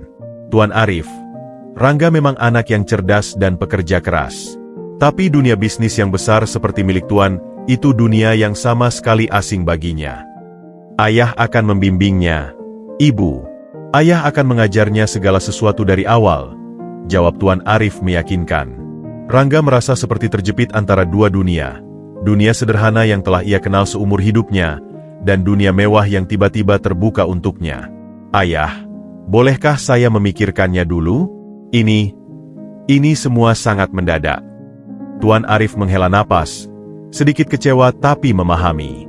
Tentu saja, Nak. Ayah mengerti. Tapi setidaknya izinkan ayah memperbaiki rumah ini. Atapnya sudah bocor di beberapa tempat, dan lantainya sudah banyak yang keropos. Kali ini, sang nenek tidak menolak. Ia tahu kondisi rumahnya memang sudah memprihatinkan. Terima kasih, Tuan Arif. Itu sangat baik hati. Percakapan mereka terputus ketika dering telepon Tuan Arif berbunyi. Setelah berbicara singkat, ia berpaling pada Rangga dengan wajah bersemangat. Rangga, itu manajer personalia ayah. Ayah sudah memintanya untuk menyiapkan posisi untukmu di perusahaan, sebagai asisten direktur. Rangga merasa dadanya sesak. Asisten direktur? Tapi ayah, saya tidak memiliki pengalaman sama sekali. Kau akan belajar, Nak. Dan yang lebih penting, kau akan berada di dekat ayah, sehingga kita bisa mengejar waktu yang hilang, ujar Tuan Arif dengan penuh harap. Sang nenek menarik napas dalam-dalam. Rangga, keputusan ada di tanganmu. Tapi ingatlah satu hal, kesuksesan sejati bukan diukur dari seberapa besar jabatan atau kekayaan yang kau miliki, tapi dari seberapa bahagia kau dengan pilihanmu. Rangga memandangi kedua orang di depannya, ayah kandungnya yang ingin memberikan segalanya, dan nenek yang telah mengorbankan segalanya untuknya. Ia merasa terbelah. Ayah, ucap Rangga akhirnya, saya bersedia mencoba bekerja di perusahaan ayah. Tapi, tolong jangan langsung sebagai asisten direktur. Mulailah dari posisi yang lebih rendah, sehingga saya bisa benar-benar belajar dari dasar. Tuan Arif terlihat terkejut, tapi juga berbinar bangga. Baik, Nak. Ayah menghargai kerendahan hatimu. Ayah akan mencarikan posisi yang tepat untukmu. Dan tentang pindah rumah, Rangga melanjutkan, memandangi neneknya yang tampak tegang. Mungkin untuk sementara, kita tetap di sini. Biarkan kami menyesuaikan diri dengan semua perubahan ini secara perlahan. Tuan Arif mengangguk, meski jelas terlihat sedikit kecewa. Ayah mengerti. Tapi setidaknya izinkan ayah memperbaiki rumah ini sebaik mungkin. Dan ayah akan menitipkan mobil dan sopir untuk kalian. Sang nenek membuka mulut untuk menolak, tapi Rangga menyentuh tangannya dengan lembut. Terima kasih, ayah. Itu akan sangat membantu. Matahari kini sudah mulai tinggi, menyinari wajah-wajah yang lelah namun penuh harapan. Tuan Arif akhirnya berdiri untuk pergi, setelah memastikan segala sesuatu akan diatur untuk kenyamanan Rangga dan neneknya. Rangga, ucap Tuan Arif sambil memeluk anaknya erat-erat, ayah akan kembali seminggu lagi. Gunakan waktu ini untuk mempersiapkan diri. Dan ingat, apapun yang terjadi, ayah sangat bangga padamu. Setelah Tuan Arif pergi dengan mobil mewahnya, meninggalkan debu yang berterbangan di jalan tanah depan rumah, Rangga dan neneknya duduk kembali di teras dalam diam yang penuh makna. Apakah aku membuat keputusan yang tepat, Nek? Tanya Rangga akhirnya, suaranya penuh keraguan. Sang nenek tersenyum lemah. Hidup adalah tentang menyeimbangkan, Nak. Antara dunia lama dan dunia baru, antara kewajiban dan keinginan, antara kesederhanaan dan kemewahan. Yang penting, jangan pernah lupa siapa dirimu yang sebenarnya. Rangga mengangguk, memandangi rumah sederhananya yang akan segera mengalami renovasi, memikirkan pekerjaan baru yang menantinya, dan merasakan beban harapan yang tiba-tiba diletakkan di pundaknya. Dunia memang telah berubah drastis dalam semalam. Tapi perubahan yang sesungguhnya, pikir Rangga, baru saja dimulai. Dan ia harus memastikan bahwa dalam semua perubahan ini, ia tidak kehilangan jati dirinya yang sebenarnya. Matahari pagi sudah meninggi, menerangi debu-debu beterbangan yang ditinggalkan oleh mobil mewah Tuan Arif. Rangga dan neneknya masih duduk di teras, diselimuti oleh keheningan yang berat. Udara pagi yang biasanya terasa segar dan menenangkan, kini seolah dipenuhi oleh bayang-bayang perubahan besar yang akan datang. Nek, Ucap Rangga akhirnya memecah kesunyian. Aku tidak tahu harus mulai dari mana. Tangannya menunjuk sekitar rumah sederhana mereka. Semua ini tiba-tiba terasa seperti masa lalu. Sang nenek menarik napas dalam-dalam. Matanya yang keriput memandangi setiap sudut rumah yang telah menjadi saksi bisu perjuangan mereka. Rumah ini mungkin sederhana, Nak. Tapi disinilah kita membangun kehidupan. Disinilah aku mengajarimu berjalan. Di teras ini kita berdua sering makan malam sambil bercerita. Di kamar kecil itu kau belajar dengan tekun meski hanya diterangi lampu minyak. Rangga mengangguk. Matanya berkaca-kaca. Aku ingat, Nek. Ketika hujan deras, kita harus menaruh ember dan baskom di mana-mana karena atapnya bocor. Tapi justru di malam-malam seperti itulah kita paling dekat. Bercerita sampai tertidur karena suara hujan yang menenangkan. Dan lihat pohon mangga itu. Sang nenek menunjuk ke halaman samping. Kita menanamnya bersama saat kau lulus SD. Sekarang sudah berbuah lebat. Diam sejenak menyelimuti mereka. Diisi oleh kicau burung-burung yang tak peduli dengan pergolakan dalam hati manusia. Nek, apa kau marah? Tanya Rangga dengan suara pelan. Karena aku bersedia bekerja di perusahaan ayah. Sang nenek segera menggeleng. Tangannya yang berkeriput memegang erat tangan Rangga. Tidak pernah, Nak. Seorang nenek tidak akan pernah marah melihat cucunya mendapatkan kesempatan yang baik. Yang aku khawatirkan adalah... Ia berhenti, seolah mencari kata-kata yang tepat. Apakah kau siap menghadapi dunia yang sama sekali berbeda? Rangga menunduk. Aku juga takut, Nek. Tapi aku tidak punya pilihan. Ayah, dia terlihat sangat berharap. Ibu Rangga, tiba-tiba suara Tuan Arif terdengar dari depan rumah. Mereka berdua terkejut, tidak menyadari bahwa pria itu telah kembali. Maaf mengganggu. Saya lupa memberikan sesuatu. Tuan Arif mendekat dengan membawa sebuah album foto tua. Ini adalah album foto keluarga kita. Saya pikir Rangga berhak melihatnya. Dengan tangan gemetar, Rangga menerima album yang kulitnya sudah usang itu. Saat membukanya, ia disambut oleh foto-foto seorang wanita cantik. Wanita yang telah ia lihat dalam foto yang diperlihatkan sebelumnya, dalam berbagai pos, sedang hamil, menggendong bayi, tersenyum bahagia. Ini ibumu, Sari, bisik Tuan Arif. Jarinya menunjuk satu persatu foto. Dan ini kau saat masih bayi. Rangga memandangi foto-foto itu dengan hati berdebar. Ada sebuah pengakuan aneh di dalam dirinya, seperti menemukan potongan puzzle yang selama ini hilang. Dia sangat cantik, gumamnya. Dia juga orang yang sangat baik, tambah Tuan Arif, matanya berkaca-kaca. Dia berasal dari keluarga sederhana, seperti kita dulu. Kami berjuang bersama dari nol. Sang nenek yang memperhatikan dari samping tiba-tiba berbicara. Tuan Arif, boleh saya bertanya sesuatu? Tentu saja, Ibu. Apa yang membuat Tuan yakin bahwa Rangga siap untuk dunia bisnis yang besar? Dia dibesarkan dalam kesederhanaan. Dunia Tuan penuh dengan persaingan dan kepentingan. Tuan Arif duduk di kursi kayu di samping mereka. Ibu, izinkan saya jujur. Dunia bisnis saya memang keras. Tapi justru karena Rangga dibesarkan dalam kesederhanaan, dia memiliki nilai lebih.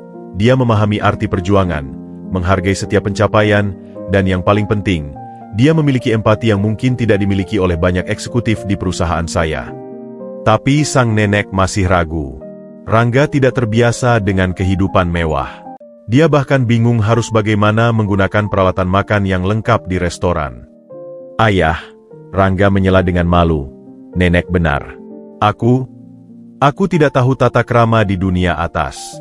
Aku terbiasa makan dengan tangan, tidur di lantai beralaskan tikar, dan bekerja dengan keringat. Tuan Arif tersenyum lembut. Dan itu yang membuatmu spesial, Nak. Ayah tidak ingin mengubahmu menjadi orang lain. Ayah hanya ingin memberimu kesempatan untuk belajar dan tumbuh. Ia berpaling pada sang nenek. Ibu, saya berhutang nyawa pada ibu. Ibu yang menyelamatkan dan membesarkan anak saya. Sekarang izinkan saya membalas kebaikan ibu, dengan memberikan kehidupan yang lebih layak, dan masa depan yang cerah untuk Rangga. Sang nenek menghela napas, matanya menerawang. Bukan kehidupan layak atau kekayaan yang saya inginkan untuk Rangga, Tuan Arif. Tapi, kebahagiaannya. Dan kebahagiaan Rangga adalah yang paling utama bagi saya juga, jawab Tuan Arif dengan tulus. Karena itu, saya ingin mengajaknya perlahan-lahan. Tidak serta-merta menjadikannya pewaris, tapi membimbingnya langkah demi langkah. Rangga yang telah diam memperhatikan percakapan ini akhirnya berbicara. Nek, izinkan aku mencoba. Aku berjanji tidak akan berubah. Aku akan tetap Rangga yang sama, yang menghormati nenek, yang rendah hati, dan yang tidak silau oleh kemewahan. Air mata mulai mengalir di pipi sang nenek. Aku tahu kau tidak akan berubah, Nak. Tapi dunia yang akan kau masuki, itu yang membuatku khawatir. Tuan Arif mengambil inisiatif. Bagaimana jika kita membuat kesepakatan? Rangga akan mulai bekerja di perusahaan saya, tapi dia akan tetap tinggal di sini bersama ibu. Rumah ini akan diperbaiki, tapi tidak diubah secara drastis. Dan setiap akhir pekan, Rangga akan bebas memilih, tinggal di sini atau mengunjungi rumah saya. Rangga memandangi neneknya dengan penuh harap. Setuju, Nek? Kita bisa tetap bersama, seperti biasa. Sang nenek akhirnya mengangguk, meski raut wajahnya masih menunjukkan keraguan. Baiklah, tapi dengan satu syarat. Rangga harus berjanji bahwa jika suatu hari dia merasa tidak bahagia dengan dunia barunya, dia boleh kembali ke kehidupan yang lama tanpa merasa gagal. Berjanji, Nek. Ucap Rangga sambil memeluk neneknya erat-erat. Tuan Arif tersenyum lega. Ini awal yang baik. Besok, Rangga bisa mulai datang ke kantor. Ayah akan perkenalkan dengan tim, dan kita mulai dari posisi yang sesuai. Setelah Tuan Arif pergi untuk kedua kalinya, kali ini dengan perasaan yang lebih lega, Rangga dan neneknya duduk kembali di teras. Matahari siang mulai terik, tapi mereka masih betah duduk di sana. Nek, terima kasih. Ucap Rangga tiba-tiba.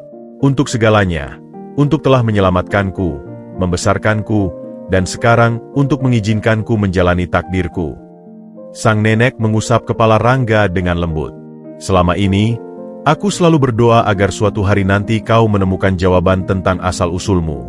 Tapi dalam doaku, aku juga meminta agar apapun yang terjadi, kau tidak kehilangan jati dirimu. Dan aku berjanji tidak akan, Nek. Aku berjanji. Di kejauhan, terdengar suara mesin-mesin berat mendekat. Ternyata Tuan Arif telah mengirim tim renovasi untuk segera memulai perbaikan rumah mereka. Perubahan memang tidak bisa dihindari, tapi Rangga bertekad untuk memastikan bahwa perubahan itu tidak akan mengubah siapa dirinya sebenarnya. Sementara para pekerja mulai turun dari truk dan mengukur rumah, Rangga memandangi neneknya yang sedang tersenyum lemah. Dalam hatinya, ia tahu, apapun yang terjadi di masa depan, sang nenek akan selalu menjadi akar yang mengikatnya pada nilai-nilai kehidupan yang sesungguhnya. 2 tahun telah berlalu sejak malam reuni yang mengubah hidup Rangga selamanya. Matahari terbenam menyapu langit dengan warna jingga dan ungu, memantulkan cahaya keemasan pada danau buatan di taman rumah besar milik Tuan Arif. Di tepi danau, 3 sosok duduk bersama di bangku kayu. Rangga, Tuan Arif, dan sang nenek yang kini terlihat lebih sehat dan bahagia. Masih tidak percaya kadang-kadang, gumam Tuan Arif. Matanya berkaca-kaca memandangi Rangga yang sedang mendorong kursi roda neneknya dengan lembut. Setelah 25 tahun pencarian, akhirnya kita bisa bersama seperti ini. Rangga tersenyum, tangannya dengan akrab memegang pundak ayahnya. Kadang-kadang aku juga masih terbangun dan berpikir apakah ini mimpi, Ayah. Sang nenek, yang kini mengenakan pakaian yang lebih bagus namun tetap sederhana, mengangkat wajahnya menikmati angin sore. Takdir memang bekerja dengan caranya yang misterius. Tapi yang paling penting, kita sekarang bersama. Perjalanan 2 tahun terakhir tidak selalu mulus. Rangga melalui masa-masa sulit beradaptasi dengan dunia bisnis yang keras. Banyak eksekutif senior yang awalnya meragukan kemampuannya, menganggapnya hanya anak emas karena hubungan darah. Tapi dengan ketekunan dan kerendahan hatinya, Rangga perlahan-lahan membuktikan diri. Ayah masih ingat pertemuan Dewan Direksi pertama Rangga, kenang Tuan Arif sambil tersenyum. Kau datang dengan presentasi tentang program CSR untuk komunitas marginal, sementara mereka mengharapkan analisis pasar saham. Rangga tertawa. Mereka terkejut ketika saya katakan bahwa kekuatan perusahaan tidak hanya diukur dari laba, tapi dari kontribusinya pada masyarakat. Dan lihat sekarang, puji Tuan Arif bangga. Program, Kembali ke Akar, yang kau gagas telah meningkatkan citra perusahaan dan membuka pasar baru yang selama ini terabaikan. Tapi kesuksesan Rangga tidak membuatnya berubah. Ia tetap tinggal di rumah lama yang telah direnovasi bersama neneknya, hanya pindah ke rumah besar Tuan Arif di akhir pekan. Keputusannya untuk mempertahankan akar kesederhanaannya sempat menjadi bahan pembicaraan di kalangan elit bisnis, tapi Rangga tidak peduli. "Nek, ingat waktu kecil dulu, kita sering duduk di teras sambil menunggu hujan reda?" tanya Rangga pada neneknya. Sang nenek mengangguk, matanya berbin-binar. "Dan kau selalu bertanya mengapa kita tidak punya rumah besar seperti di televisi." Dan Nek bilang, rumah besar tidak menjamin kebahagiaan. Yang penting adalah cinta di dalamnya, rangkum Rangga. Tuan Arif mendengarkan dengan hati tersentuh. "Ayah belajar banyak dari kalian berdua. Selama ini, ayah terjebak dalam dunia material, berpikir bahwa kekayaan adalah segalanya. Tapi kalian mengajarkan ayah tentang arti kebahagiaan yang sesungguhnya." Mereka terdiam sejenak, menikmati keheningan sore yang damai. Burung-burung berkicau saling bersahutan. Angin sepau-sepau membelai daun-daun pohon di sekeliling mereka. "Ayah," ucap Rangga tiba-tiba dengan suara serius. "Ada sesuatu yang ingin saya bicarakan." Tuan Arif memandangi anaknya dengan penuh perhatian. "Apa itu, Nak?" "Saya ingin mendirikan yayasan untuk anak-anak terlantar dan korban kecelakaan yang kehilangan keluarga, seperti pengalaman saya dulu," jelas Rangga. "Saya ingin membantu mereka menemukan keluarga, atau setidaknya memberikan mereka kehidupan yang layak." Sang nenek segera memegang tangan Rangga. "Ide yang bagus, Nak. Kau memang selalu punya hati yang besar." Tuan Arif mengangguk perlahan, matanya berbinar bangga. Ayah sepenuhnya mendukung. Dan ayah ingin menambahkan, yayasan itu akan kita beri nama Yayasan Hatisari, untuk mengenang ibumu. Rangga tersenyum lega. "Terima kasih, Ayah. Itu nama yang sempurna. Dan untuk direktur utamanya," lanjut Tuan Arif, "Ayah pikir kau yang paling tepat. Kau memahami langsung perasaan mereka yang kehilangan keluarga." Dalam 2 tahun ini, Rangga juga tetap mempertahankan hubungan dengan Siska, yang kini menjadi kepala divisi pemasaran di perusahaannya. Hubungan mereka berkembang dari pertemanan menjadi sesuatu yang lebih dalam, didasarkan pada saling pengertian dan nilai-nilai hidup yang sama. "Nek, Ayah, besok Siska dan keluarganya akan datang untuk makan malam," ungkap Rangga dengan senyum sedikit malu. Dia ingin secara resmi meminang saya." Sang nenek terkesiap, lalu wajahnya merekah bahagia. "Akhirnya, perempuan baik itu memang cocok untukmu, Nak." Tuan Arif mengangguk setuju. "Dia tidak pernah berubah sikapnya padamu, bahkan sebelum tahu bahwa kau adalah putra saya. Itu yang paling berharga." Matahari hampir sepenuhnya tenggelam, meninggalkan jejak cahaya terakhir di ufuk barat. Lampu-lampu taman mulai menyala satu persatu, menerangi jalan setapak di sekitar danau.